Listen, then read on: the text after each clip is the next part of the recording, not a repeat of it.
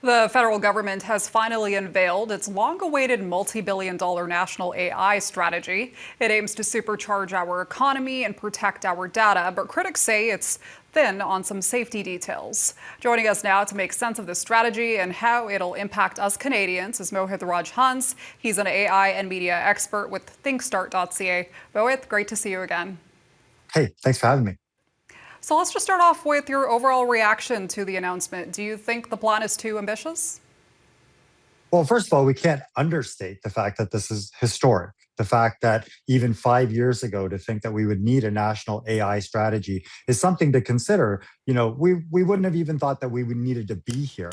So the fact that we have one is a very good first step. The fact that the rest of the world has had one for a little while now is a little bit scary. It is definitely a step in the right direction. We have pointed out the 6 pillars in this actual strategy that most of the AI companies already realize are table stakes when having to deal with this technology. Those include security, those include privacy, the potential for the use of GPUs, etc. But let's be honest, the title is AI for all. And I think you and I both know that AI for all might be a little bit hard to do in a country that is still trying to figure out high-speed internet for all. Okay. And one of the goals is scaling up AI adoption for Canadian businesses to 60% by 2034. I believe that's the target. So right now, only about 12% of Canadian businesses utilize artificial intelligence. So how will this work and what kind of challenges can businesses expect to face? I work with these businesses on a daily basis, and these challenges are real, not because of what the government necessarily thinks. It's because pilots are failing and people are trying to create their own AIs inside of financial institutions, and people aren't adopting them. There's a lot of shadow AI happening inside of companies, data breaches happening as a result of people realizing that there are AI tools that can do their work more efficiently. But the real scary part here is we might even skip the adoption phase of AI. In some cases, the tools are being created for agents and agentic behavior to take over some of these tasks that AI were supposed to do in this adoption phase. What scares me the most about this is that, yes, we acknowledge the fact that we are lagging behind when it comes down to adoption. But small and medium-sized businesses have not been given a proper roadmap for which any of this is safe, how they're going to be protected in any cases of losses, and how they're going to be able to turn it off if it becomes something that they're not able to control. And Mohit, the strategy also pledges to help create 250,000 new jobs through AI adoption by 2031, as well as 90,000 AI-related jobs and work opportunities for young Canadians by 2031 as well. So how realistic is that, and what fields can we expect to see these jobs in?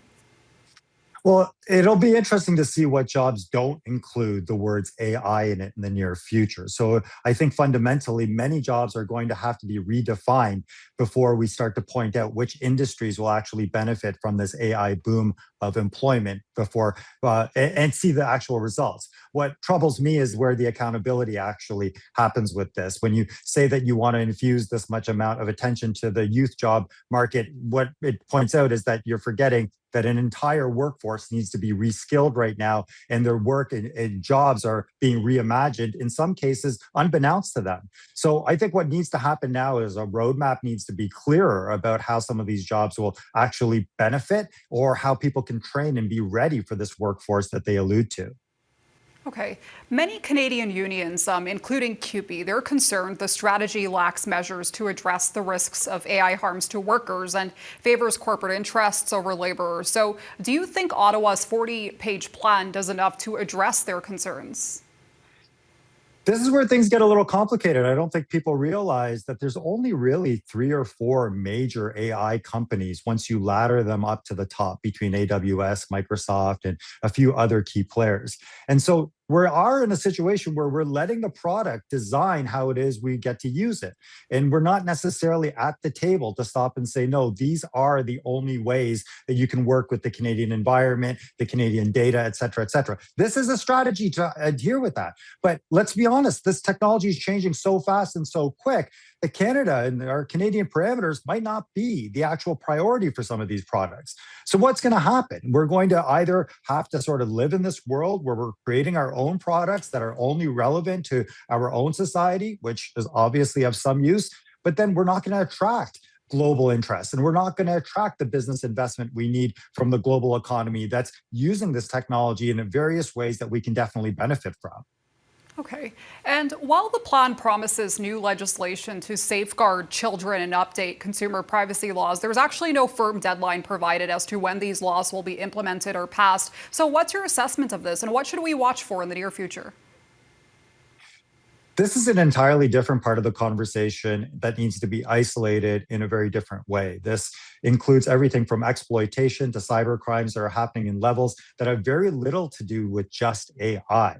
This has to do with sophisticated scams that are happening online that need to be used as case examples for how we need to protect ourselves.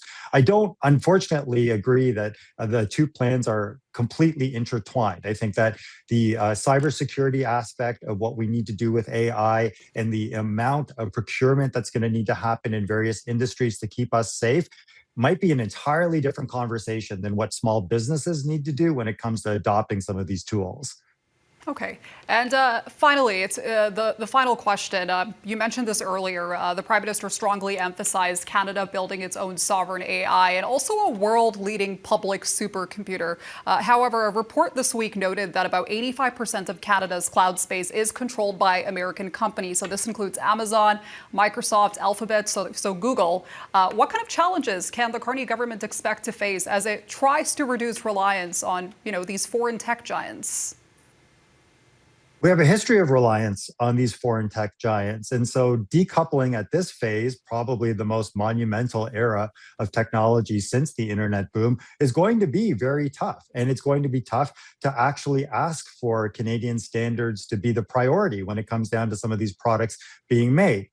Listen, this is going to be a battle that I don't think Canada is going to win at a national level. I think locally and provincially, there are going to be certain things that are going to be needed from these companies that don't necessarily fit into this national mandate. We know that in Manitoba, they'll have different challenges that they know AI technology can adhere to, and those are going to be different than what they need on the East Coast. And that's where I think we're going to have to sort of break down what it is these companies mean to us individually. And from a cloud structure, figure out, can we keep ourselves sovereign, or do we have to play nice with some of these partners in order to find efficiencies?